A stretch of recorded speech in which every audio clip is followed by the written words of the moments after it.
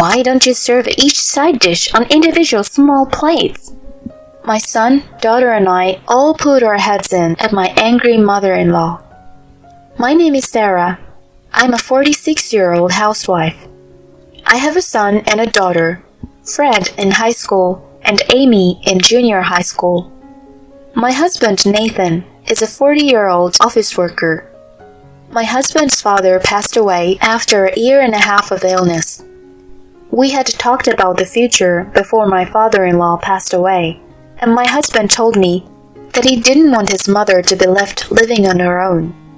However, living together with my mother-in-law was nothing but hell for me. First of all, there was the food.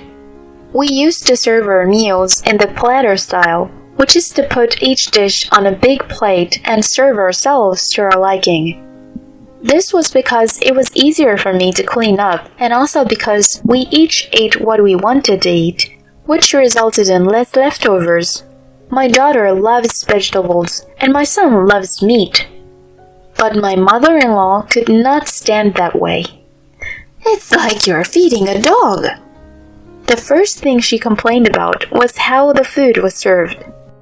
Can't you at least put it in individual small plates and add a garnish or something? She would say. I don't know anyone who goes that far with meals at home. Well, I did. Go on and ask my son. I asked my husband, and he agreed that what she said was correct. I tried to make it look as requested, but she kept saying that the direction of the garnish placement was wrong, or that this side dish should not be served this way, etc. And so it went for 3 meals. In the morning, we used to eat those supermarket bread with butter. I can't believe you serve bread with all those additives. Can't you prepare something better than that? She would say. What about salad and fruit? One after another, she orders me like that. And every time she did that, I would say, I really can't imagine anybody that goes to such lengths at home. But every time my mother-in-law would repeatedly follow with, I used to do it. Ask my son. When I asked my husband about it, he said he was sure she had done it. And it doesn't stop there. Why don't you watch the screens? Her monthly phrase is said as always. Don't you wax the floor once a month? If I followed all these rules, I would have to get up at 4 a.m. and go to bed after midnight. I was exhausted. I couldn't take it anymore. I can't believe that you've done all this, I mutter. You're a housewife, right? You're supposed to be the keeper of the house, keeping it clean and preparing meals perfectly. Otherwise, you're nothing but parasite, sucking off my son's money. She would scold me. A parasite? That's terrible. That's a terrible thing to say to a person. I don't need to say this, but my husband is totally incapable of doing housework. So we couldn't share the cleaning, laundry, or meal preparation, and I have been in charge of all of them. When I invite him out for dinner, both my mother-in-law and my husband say, eating out is too tiring. So, naturally, we have to eat at home. I have to do cleaning, laundry, and daily routine that my mother-in-law asks me to do, and I had no time to relax. If I mention even the slightest complaint, what are you saying? All I can say is that you're trying to be lousy. If you don't want to be called a parasite, just do it properly. I received my mother-in-law's attack of words at once. I felt my patience running out, so I asked my husband again. Your mother-in-law says that, but I don't think there is enough time to do everything she says. Did your mother really do everything? My husband rubs his chin as if recalling. Yes, she sure did. We each ate with small bowls of side dishes, and I remember there were several kinds of bread. I mean, I've seen my mom do it, so it's hard to tell what a child likes and dislikes when it's on a big plate, and it's hard to get them to eat properly. So I guess Mom's right. Anyway, what she says is correct, so make sure to listen to her. He says, No, he can't be serious. There's not enough time to get all of it done. Just as I was thinking that, an incident happened. I went shopping with my husband, and when we came back, there was a reform contractor at our house.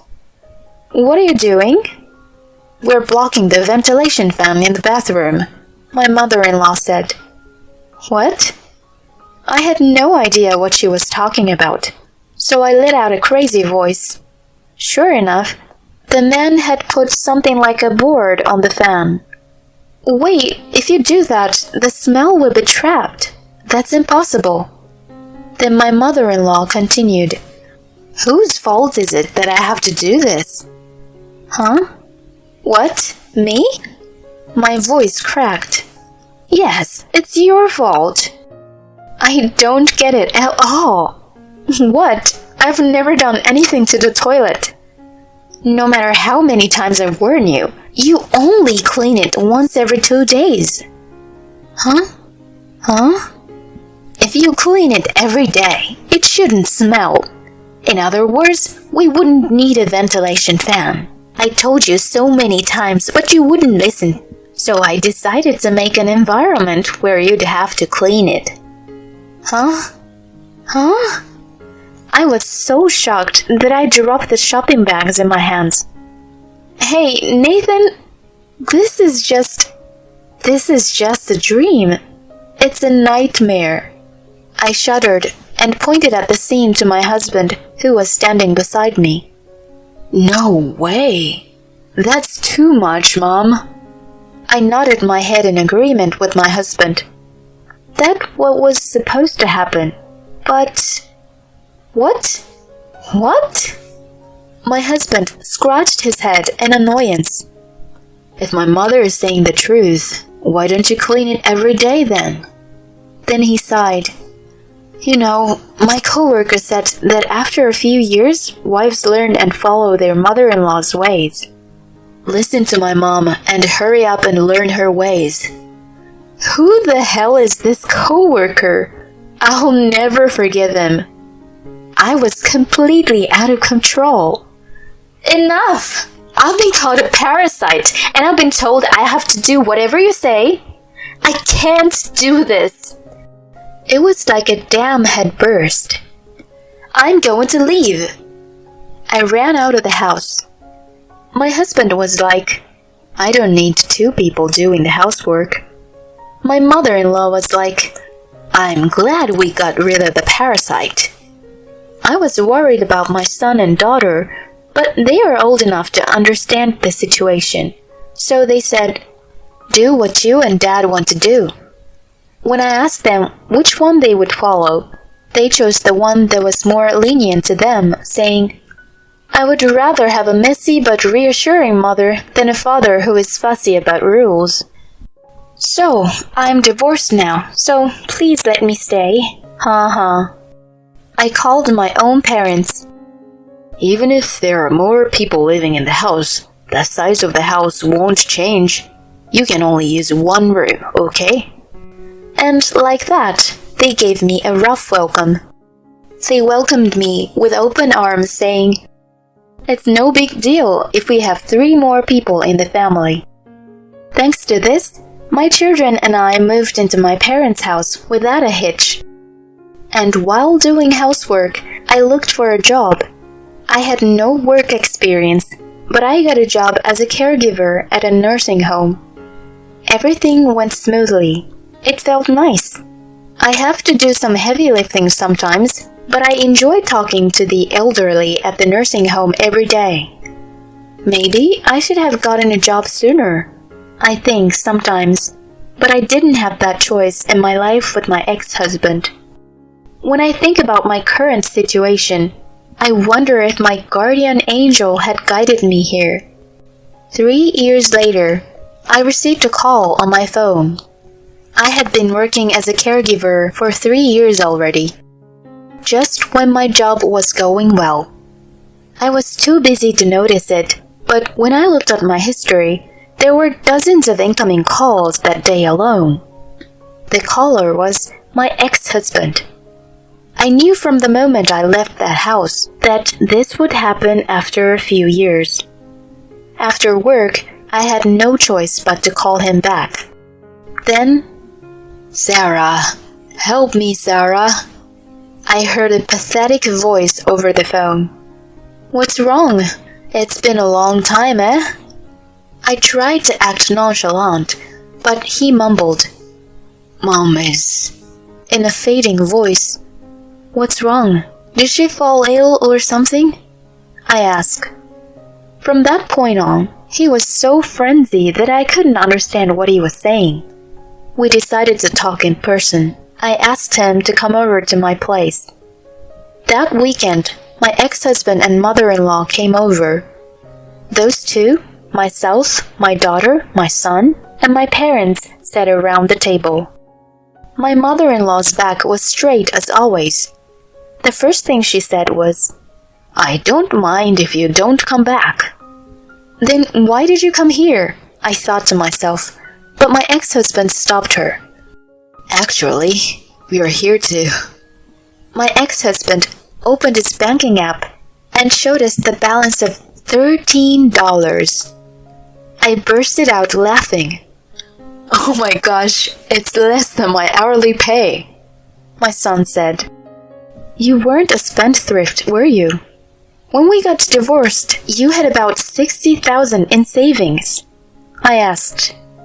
"That's right, but then, as soon as you were gone, the money disappeared." I guess my husband finally figured out what was really going on. "Haven't you been secretly using up the money?" My mother-in-law still refuses to accept her position, tries to put the blame on me. "Of course not. You know where all the money went, don't you?" I looked at the balance in the bank account and my mother-in-law's face alternately. My mother-in-law stammered. This mother-in-law is a jerk to ask me if I haven't used the money, even though she knows that she's been spending it herself. While I thought that, I snicker and say, "You finally noticed?" to my ex-husband. Now, it's time to break the story. When we divorced and I left the house, I actually was thinking, if I leave, this house will fall apart within a few years. Let's take the time to explain. "Huh?" My mother-in-law raised her voice as if she had no idea. "First of all, we'll have some variety of freshly baked bakery bread and pastries in the morning. You've just been cutting them to serve. Salads and fruits are brought cut up and put on the plate as well. 100% fresh juice is bought in a carton. And for lunch and dinner, it's a simple job of plating the prepared foods bought at the deli section. Even during the holiday gatherings, I've noticed. It was all from that luxury supermarket nearby. The food from that deli section has the garnish, right?" My mother-in-law is still thinking of possible excuses she could make. "I've put each one on individual small plates and bowls, unlike you." "Does that mean you've done it just by plating them? That's not right." My mother-in-law choked on her words. I continued. "And about cleaning the screens and waxing, I don't think those were amateur cleaning techniques." "What?" This time, it was my ex-husband who raised his voice in surprise. "Then, Mom, how did you—" "It's written in the bank history, isn't it? There, once a month, on a regular basis, were the words house cleaning." "You left the screens and wax to the house cleaners, right? Mother-in-law, that's not doing anymore." I questioned my mother-in-law sternly. Then my mother-in-law started mumbling something like, "I was just trying to keep the house neat." I sighed. What was your father's job again?" "A lawyer." "Well, a lawyer's wife should be able to live with such extravagance. I mean, that's probably why you've been able to do it all this time. But now your husband passed away, And you know your son is just an ordinary office worker, right? Using a house cleaner, buy prepared foods every day. There's no way you can make it financially with that kind of lifestyle. My mother-in-law's head finally exploded at my righteous argument. I have a sensitive taste. I don't want to fill my stomach with bad food. Yes, whatever. So, don't you have more to say? I grinned and urged my husband to speak up. Perhaps the most excruciating part was that thing. My ex-husband forced out a thin voice. The bathroom. It stinks. Oh, yes. Here it comes. I shouted in joy. My parents covered their faces as their shoulders shook at my bizarre reaction. Both of them tried to look angry, but I could see that they were holding back their laughter with all their might. What? So, why do you think this happened? I tried to encourage him to say it. Because I'm the one cleaning the toilet? Nope, incorrect. Wait, but didn't your mother used to clean it every day? Why didn't you do it now? Then my mother-in-law, as if she had come to her senses, was furious. There is no way I would clean such a dirty place. That was the answer I expected. So, you already know what's the deal, don't you? Why that bathroom was cleaned every day until your father passed away. Yeah. My ex-husband's father was a lawyer and used part of his home as his office. The assistant who worked there cleaned the bathroom in the house every day while she was there. You mentioned that you cleaned the toilets every day, right? But that assistant only worked on weekdays, right? So, he only did it twice a week, on Saturday and Sunday. I was doing the cleaning once every 2 days, and you were complaining so much. You wanted to inspect my cleaning, or lack of thereof, by blocking the ventilation fan to see if there was a smell in the toilet, right? If the smell was still there, you were trying to bully me. As you probably already know, it's impossible to make a toilet completely odorless. That's why there are exhaust fans and windows in the bathrooms. If you block them up, of course they will smell. My mother-in-law and my ex-husband are so ignorant. So, I went in to close up our talk. You called me a parasite who sucks off your son's money, but it turns out you were more of a parasite. And I guess it was fine when you're a parasite sponging off your lawyer husband, but the son, who's a mere office worker, was too weak to sponge off of. As a housewife, you're supposed to be the keeper of the house, keeping it clean and preparing meals perfectly. The fact that you were able to maintain that with just money and instruction is a miracle in itself. I really admire my father-in-law's patience and determination. And the inheritance that you used up. You should be thankful for me for keeping that inheritance while raising 2 children until we divorced. There was silence for a while. And then my ex-husband said, Mom, apologize. It's all here in the banking history. Apologize that your standard of living was wrong. That you weren't the one doing all the work, and all you did was buy the food while pretending like you did it and earn the respect. My mother-in-law is shaking with her head down. My ex-husband continued, You owe her an apology. If we don't get her to come back, this house won't stand anymore. Because you've got only $13, right? My son interrupted from the side. My mother-in-law shuddered and clenched her teeth, and she had her voice escaping from between her teeth. Please, come back. I'm sorry. Is this enough for you? I smiled back at them. No way, Jose. What? My ex-husband and mother-in-law shouted at once. I apologize to you. My mother-in-law turned her face red and shouted, but I ignored her and said, It's up to me whether I forgive you or not, and whether I go back or not. I wanted you to apologize, but I never said that I would forgive in return once you apologized. And to my ex-husband I say, there's no benefit for me to go back. You are guilty of not realizing your mother was acting wrong and putting the blame on me. Why don't you go back to your stinky bathroom and eat your luxurious deli? And with that, I kicked him out of our house.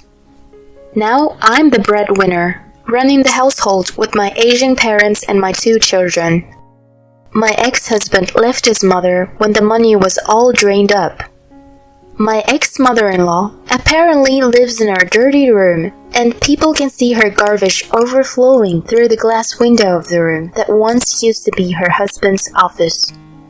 Today, I ride my bicycle to work as always. Through this job, I met a man who is also a caregiver. He isn't a picky eater, and he is such a good eater. When I told him that we serve our food on a big plate, he laughed and said, I think I can finish it all by myself. He also is able to cook his own meals. When I visit his house, he serves me a big bowl of fried rice, his specialty. Hey, you know I'm a lady, right? But it's so delicious, I can't deny it. From now on, I want to spend a peaceful life with this man, who is able to gobble up the food from the same big plate as me.